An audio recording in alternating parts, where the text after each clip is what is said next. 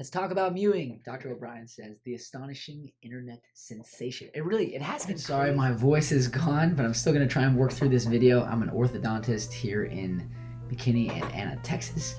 Today is special. I'm going to introduce a resource for all of those of you out there who are interested in straightening your teeth, working on your bite, being aware of maybe you have joint problems or you have bite problems, or maybe you're concerned about your airway, you want things to look good, just overall general oral health. I've got a great resource for you. And the reason why we need these resources is because the world is so full of just information. Who do you trust? I was just thinking about the other day, I spend my life worrying about teeth, but I have to rely on the goodness and the honesty and understanding of the electrician or the HVAC or the gas company, all of these people, or health professionals, whether it's my heart or the breathing. Something goes wrong and I don't have the expertise. There's so much information out there. If you have a less than honorable individual that you're dealing with, then you can find yourself out thousands of dollars, or not getting the results that you want, that you need. So anyways, we need good resources. First, I hope that you'll feel that this page is a good resource for you to come to, this YouTube channel. We've done a few things different. You might notice maybe it seems like less quality video, and that's because I had an awesome team, great coach, but decided to try to do some simple videos on my own, see if I can figure this out and provide something good for you still. But in that journey, I hope that you'll see some of our other videos, that they've been helpful to you if you've gone through expanders, kids go through expanders, or considering how to fix overbites, underbites, when to consider treatment, orthodontic treatment, why to consider orthodontic treatment, who to trust, what questions to ask, things like that. So we'll continue to try and make videos. Hopefully this will be helpful to you. Now, this second resource, I realized I didn't have my page set up correctly, but surprise, there it is. Kevin O'Brien's orthodontic blog. Kevin has an emeritus professor of orthodontics at the University of Manchester in the UK, and some of you might automatically be like, oh man, he's an orthodontist, I can't trust him. I tell you, reading Kevin's blog, it's just, he tries to be very unbiased in his approach to orthodontics overall. That means that he's not always saying that everything that the orthodontist uses or the certain treatment options are correct or good.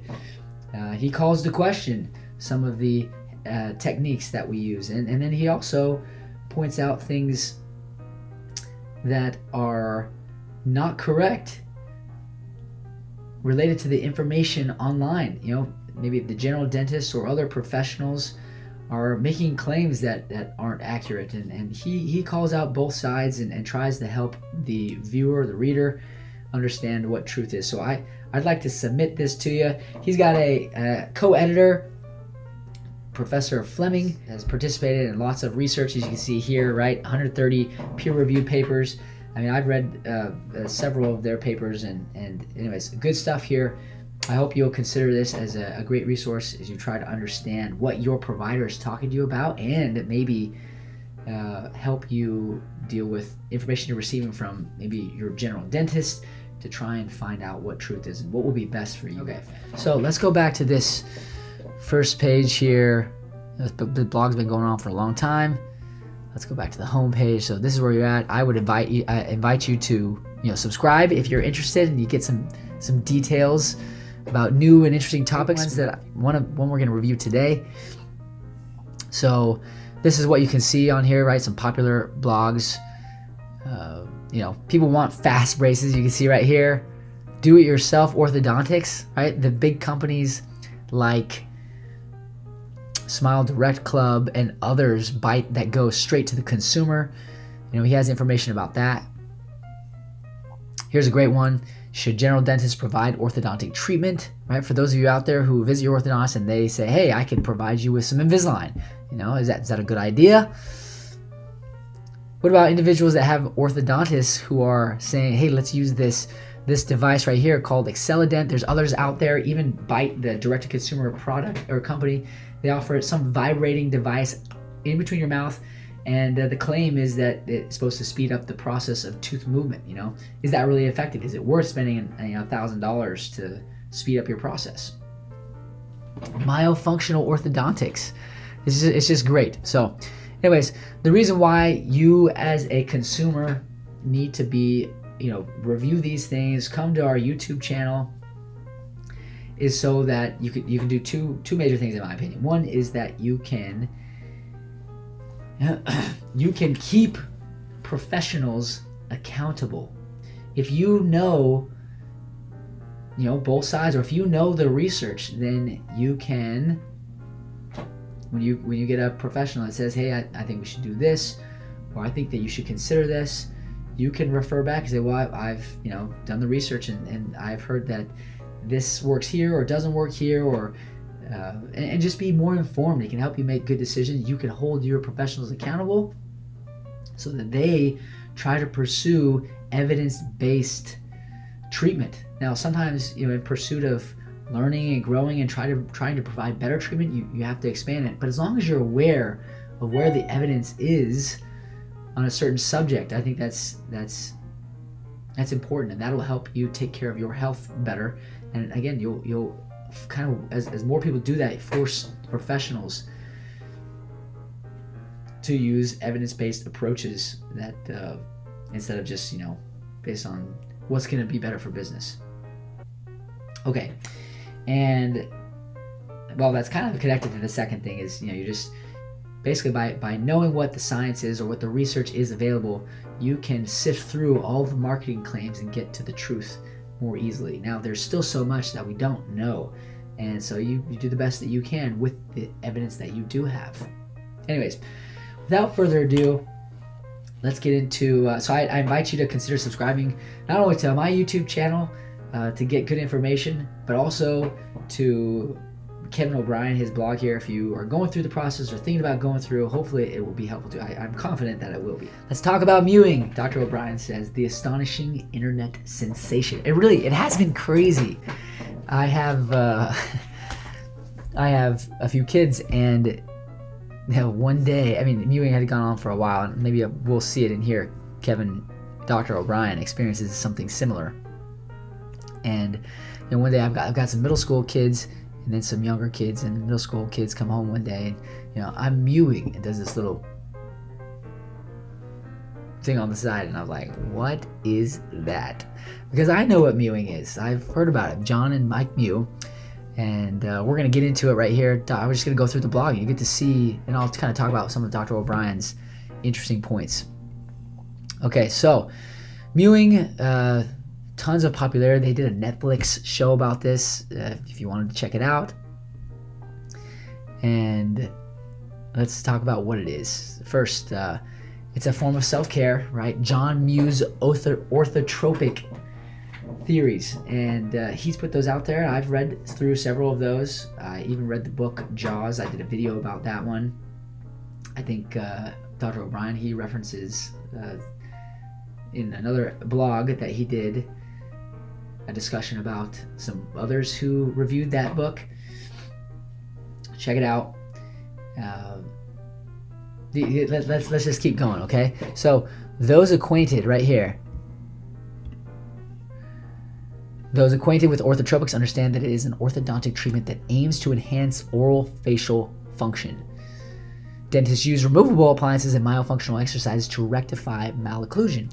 However, it is important to note that there is no strong evidence to support the effectiveness of this treatment. There it is, boom, right off the bat.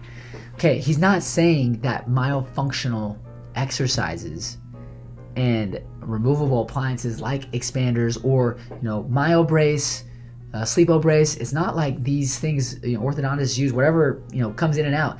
It's not like these appliances can't move teeth and can't improve the way that bite fits together.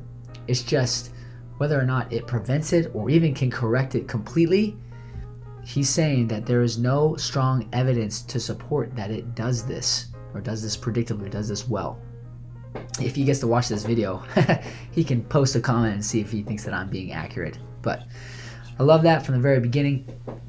So John Mew and his son Mike, let's keep going, have established a highly effective YouTube channel. I mean, it is impressive. I mean, it just jumped.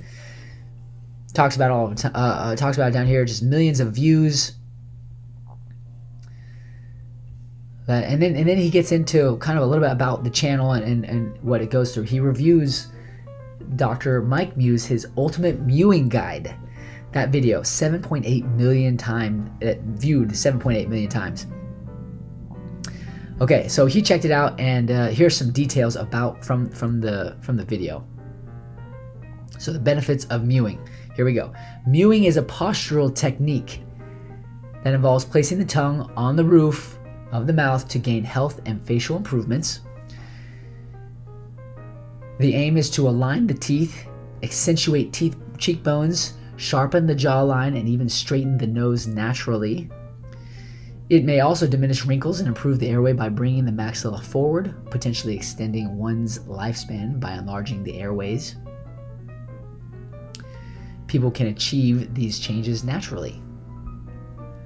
Right, so those are some of the potential benefits that Dr. Mew describes. He then goes on, and the key is applying a constant pressure to the roof of the mouth. You can see that right here, you know, where my mouse is. And, you know, right here is the tongue, this pink part, and it's resting on the roof or the palate. You know, you got this upper jawbone right here, versus having the tongue sit down in the bottom of the mouth. And the idea is that you can, you know, by putting your tongue up on the top of your mouth, you can make your face grow, just like using an expander. This is a fundamental concept about mewing. So orthotropics may involve, you know, specific appliances, and it sounds like mewing specifically relates to, again, the posture, the idea of pressure, positioning of the tongue.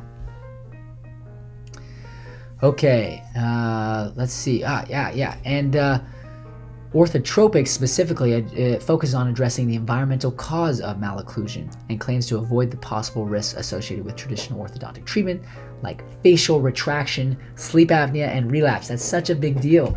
So many people are asking about that. They don't want their face to look bad, and they're concerned that it's going to cause sleep apnea. Traditional orthodontics, that is. And anyways, just a huge sensation. That's kind of what it's all about. Then he goes into, for example, a little bit about the exercises, but just very briefly. It sounds like you can find some of these exercises on apps, and some of these apps cost money. And the purpose of some of these oral exercises is to promote nasal breathing and improve body and neck posture. My neck posture and body posture is not very good right now, but yeah, posture is very good and important to good health. So what else does he have to say? What does he think? Okay, so here's the end note that I think is worth reviewing. I find it fascinating that there is significant interest in orthotropics and mewing. Is this more popular than traditional orthodontics? Well, right now, probably more people go through traditional orthodontics than, you know, mewing and orthotropics, but it blew up kind of overnight. That's what it seems like. Maybe Mike Mew would say that it felt like that too. It just kind of got big. But I still imagine that most patients who are pursuing, you know, alignment of teeth or jaw relationships improvement there would seek out an orthodontist. So that's my opinion on that. I bet you that's kind of where the numbers are at still. Okay, so here it goes. Now this guy, emeritus professor, done tons of research, put together research papers, and been in that business for a long time. He knows how to get around the available literature. He looked for published studies on mewing and found absolutely nothing. That's the big take home right there, okay? Now, it's not that, you know, when there's no evidence, it doesn't mean that something doesn't work, but it is at least a point or a consideration. It could be a significant consideration is that there is no research to back up the claims that mewing or orthotropics are making, specifically mewing right here. Additionally, there's no mainstream scientific evidence on facial growth in adults that supports the concept behind mewing. Okay, this is a key factor, and he can correct me again if I'm wrong if he watches this video. I'm going to send it to him. But, in young kids, there's a difference between young kids and adults. Adults, as far as the mainstream scientific research is out there, what we know about facial growth and how it affects treatment decisions and just understanding what's normal, what's not normal, average, not average. When you're an adult, the concepts that are being promoted by Mewing, just there's no support that they will have the same effect in adults as they might have in kids. Now, trying to put pressure and posturing your tongue well in a young child can influence growth because there's so much growth that's happening. Now, again, the effectiveness of that probably depends a significant amount on time and duration. That's what we know about modifying bone and moving teeth, is that time and duration of force, that's the same thing. Time, duration, and force application. If you don't have a force, right, things are going to move. So a tongue could provide a force that helps, at least, whether or not it can there's all kinds of forces in the mouth. You got your cheek muscles on the outside of your teeth that are applying an inward pressure. A tongue, that's a giant muscle that if in the right spot can kind of be a pushing out pressure. And then it's been argued and there's current support behind this idea that teeth, they have roots that go into your bone, and around the roots, between the roots and the bone, there's a space, the PDL space. And those are like little fibers that apply force to the teeth to try and, again, balance, provide this equilibrium where the teeth stay. And so if one force gets out of whack, for example, like if you have a tongue that's just huge, and but you would know if you had a really huge tongue, trust me, you get these giant spaces in between your teeth, or your bottom teeth, they just overexpand compared to your top jaw. If you don't have a tongue, right? If you don't have a tongue, your teeth collapse in. And we see those happen. So, forces can be applied and can influence the position of teeth and bones. And more so in children as it relates to trying to grow bones. Now, if you cut out a tongue in an adult, those forces are going to push those teeth in. If you have a tongue that is in a good posture, that can help maintain the width of your upper dental arch. But the idea that your tongue pushing up against the roof of your mouth could cause your jaw to grow forward, that's what he's saying. In adults, there's no mainstream scientific evidence to support that claim. Furthermore, when I apply that what I know about craniofacial growth, he goes on, it's difficult for me to understand how holding your tongue on the top of your mouth, here he goes, can change the position of facial bones. This is not going to happen. That is years, decades, hundreds of years of learning about facial growth. It just doesn't work that way in adults. Okay, my final approach is to consider whether this does harm. I doubt that doing the exercises alone can cause harm. Okay, so mewing, perhaps relatively safe, not high risk of causing damage to your face or your growth. Nevertheless, there are costs to viewing the instructional videos in the apps. I'm not sure about charging people for a self-care treatment that has no evidence base. That is interesting, right? So basically, you're making money off of treatment that has no science, no real, generally, well, I think it's lacking. Literally, it's not there. And then as far as being generally accepted, anything that is there, it hasn't been well reviewed, well designed to establish causation, like, hey, you do this and it results in this type of facial growth or change, or there's no change. It's the same as what happens normally through normal growth. I think we should just follow this with interest and see what happens next. It may take off or simply end up as an internet craze that fades to obscurity, achieving short-term fame on social media. So I appreciate Dr. O'Brien. If you go through, there's so many more blogs that he's done that are kind of like this. He just tries to point out the goods, highlights the goods, and then also points out any, I don't want to say bads, but just areas where he thinks that claims don't match up with science. And I think that is healthy, again, to accomplish a couple things. It will allow you as a consumer to hold professionals accountable, make sure that they are offering treatment to you that will actually provide a benefit, and not just a benefit to them financially. And then again, it forces professionals. It allows you to sift through the marketing claims and make more informed decisions about your oral health. Okay, so some take homes, exercises, right? So mewing likely won't hurt you if you want to try those out. But the idea that mewing, especially in adults, is going to have some major impact or ability to grow your mid-face forward is unlikely. Oh, and this is just a side note. I had pulled this up. This is part of that growth and development. Here's a little clip from an important textbook in Orthodontics. This just describes the normal growth pattern of the face, the mid-face, because somebody made a comment. It's like, can thumb pulling, I need to help make my up mid-face grow forward. And that's the idea behind mewing. We're trying to improve airway, widen cheekbones, sharper jaw lines, and bring that mid-face forward. And the reality is that normal growth pattern is that you can follow the cursor here, right? Or turn it a little cross. Hard to see. I probably need to change that next time.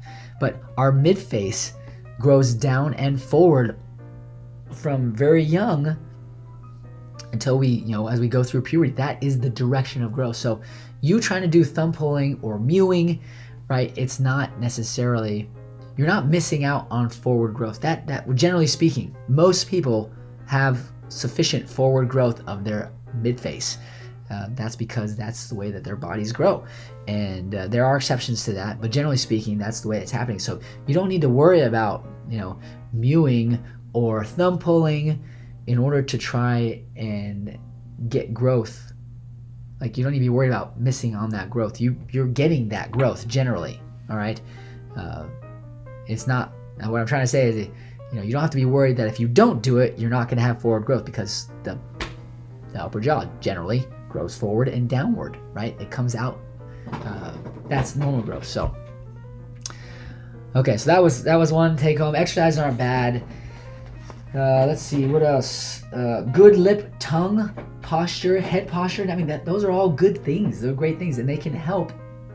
If you take your tongue out of position on the top, we just talked about that. Forces can be pushed in. So heavy thumb suckers, digits and fingers, or pacifiers bottles, like if we're chronic using those, particularly if we are older, when we're young, some of those things can change. We can recover from those. So I don't want moms and dads like freaking out about a pacifier or a bottle to help their kids sleep.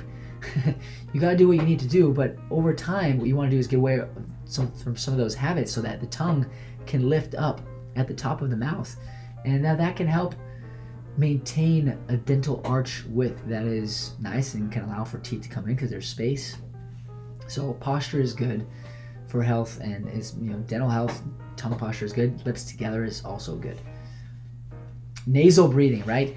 The idea of mewing and all these things to try and promote good airway and health. Like nasal breathing is good for you. Doesn't sound like my airways are very open right now. Could be allergies. I'm not sure. Most people innately, just their body is programmed to breathe through their nose, and with allergies and when we're young, our adenoids and tonsils can be huge, that get smaller over time, and so lots of things can work against us to make it easier to open our mouth, breathe through our mouths. And so developing a habit of closing our lips and breathing through our nose is very good, but sometimes that's really hard unless you go to an allergist or an ENT to try and evaluate the actual anatomy and your body's response.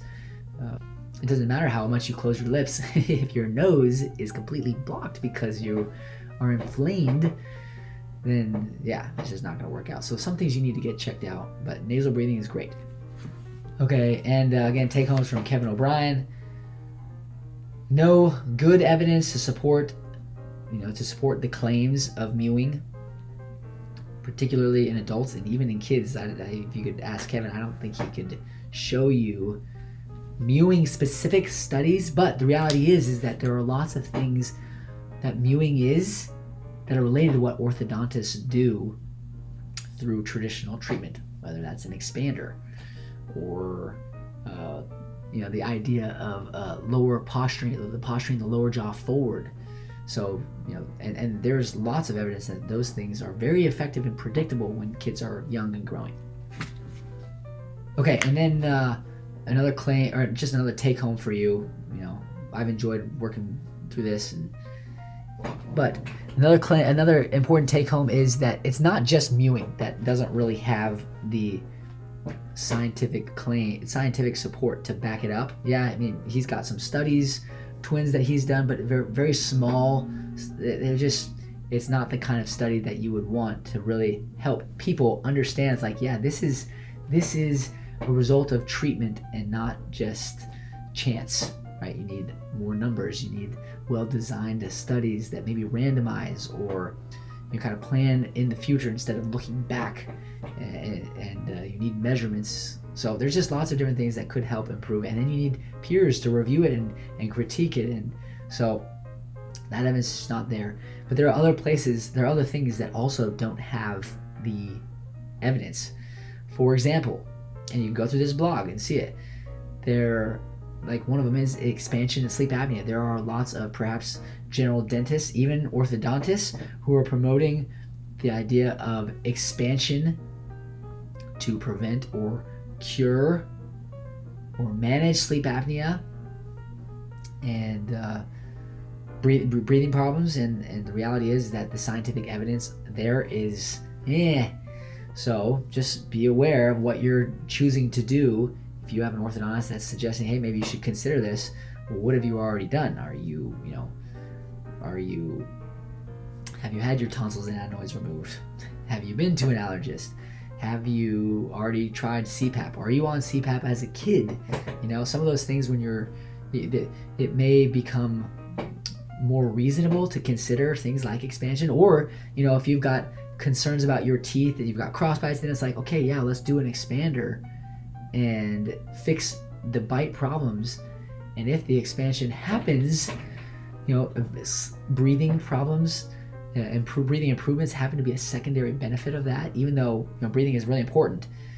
Again, just because of the scientific evidence being kind of on that, not everybody needs to get an expander.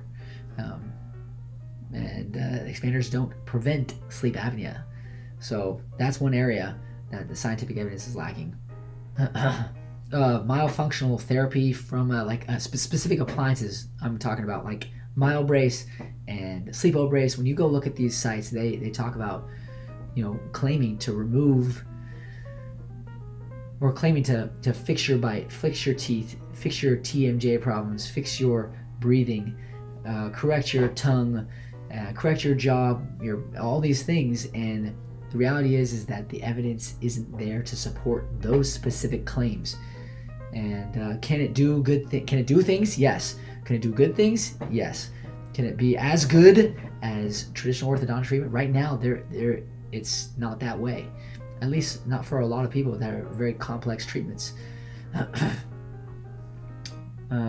And then another one is just those devices we mentioned at the beginning that you stick in your mouth and it vibrates, buzzes, and the evidence out there for that is suggesting that those devices actually don't make a difference in how fast your treatment goes. So, you guys, I hope this has been helpful. Remember, subscribe to Kevin's blog if you are interested in understanding or reviewing what science says about different orthodontic treatments or different trendy things like mewing.